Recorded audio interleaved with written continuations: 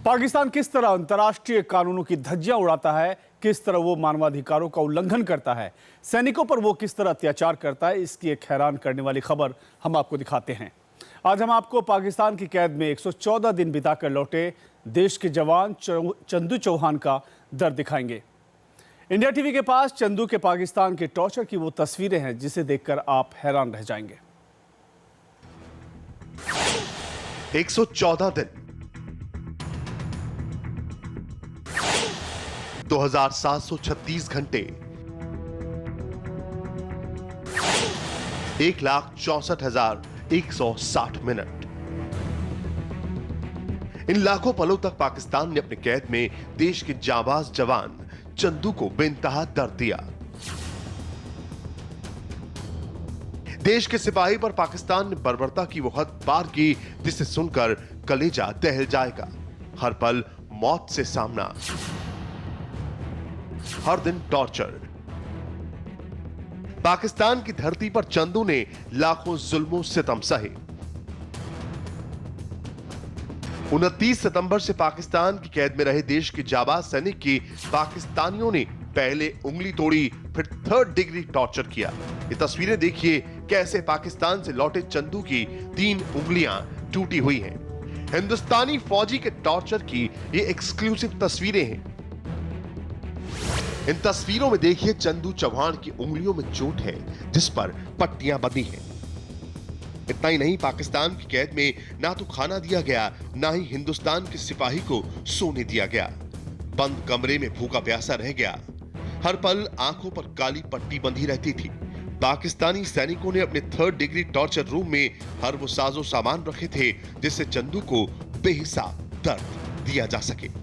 देश की खुफिया जानकारी हासिल करने के लिए पाकिस्तानी सेना ने चंदू को हर वक्त मारा पीटा और इस दौरान नशे के कई इंजेक्शन भी दिए। लंबे समय तक चंदू को खाना नहीं दिया गया, जानबूझकर भूखा रखा गया था। पाकिस्तान सेना के अधिकारी पूछताछ में चंदू से उसके काम की जानकारी और उसकी लोकेशन की जानकारी जानना चाहते थे। सेना के एक कैंप से दूसरे कैंप तक जाने के लिए चंदू की आंखों पर पट्टी बांध दी जाती थी। चंदू चौहान को पाकिस्तानी यूनिट के एक हाईली कॉन्फिडेंशियल सेल में रखा गया।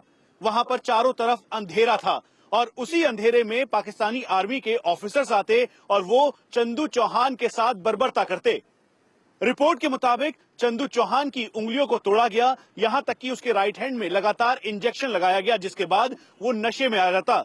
उसे 3-4 दिन में एक बार खाना दिया जाता और कभी कभार लंबे समय तक उसे खाना भी नहीं दिया जा रहा था। यही नहीं बल्कि चंदू चौहान से उसकी लोकेशन के बारे में स्ट्रेटेजिक जानकारी भी पूछी जा रही थी।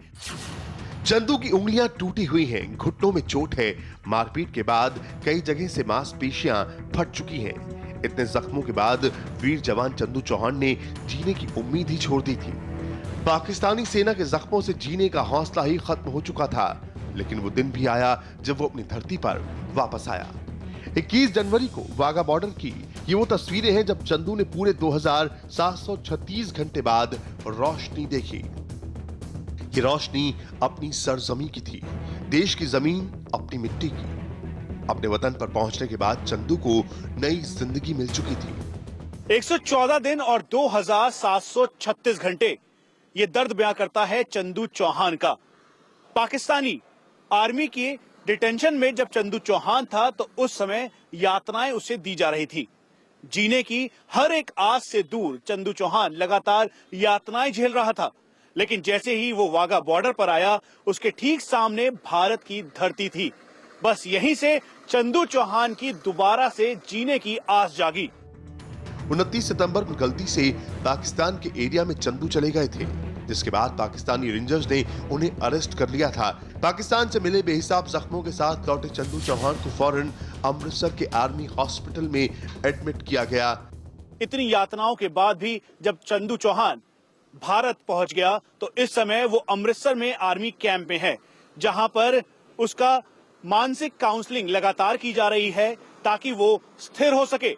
जितनी यातनाएं और परेशानियां उसने पाकिस्तान में झेली है उससे वो उबर सके। कैमरा पर्सन प्रवीण मिश्रा के साथ मनीष प्रसाद, इंडिया टीवी, अमृतसर।